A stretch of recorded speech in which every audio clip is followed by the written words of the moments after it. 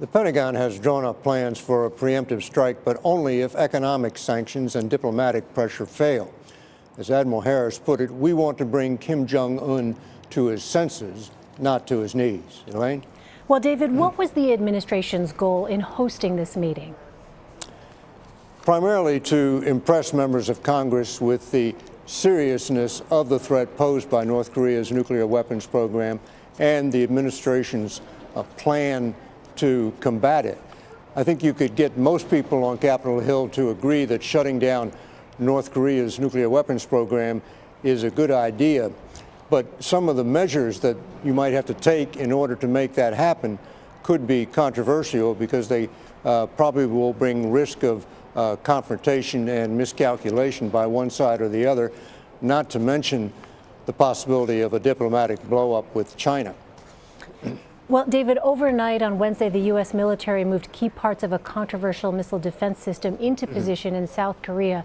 Is that a sign that a larger conflict is looming? Well, you know, the military maxim is the better prepared you are, the less likely it is that you will actually have to fight.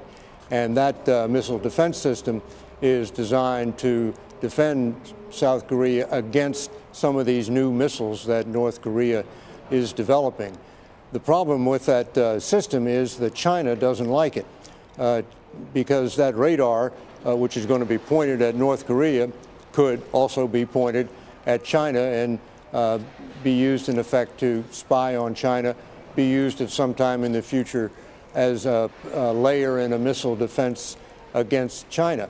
So it is a controversial system, but one that is going to become operational just within the next few days. Well, David, you said China doesn't like it. Has there been a reaction to China to all of this?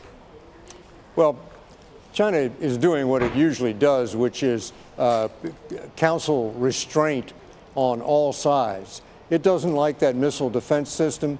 It doesn't like the prospect of U.S. military forces operating in strength off the coast of North Korea. But most of all, what it doesn't like is the prospect of a war on the Korean peninsula, which would send thousands and thousands of refugees fleeing into China and would inevitably end with a victory by the U.S. and its South Korean ally, putting the U.S. and South Korea right on the border with China. So the question is, how much pressure can the United States induce China to bring on North Korea to shut down this nuclear weapons program, because China is really the only country that has the leverage. A key question right now. David Martin at the Pentagon. David, thank you. Sure thing.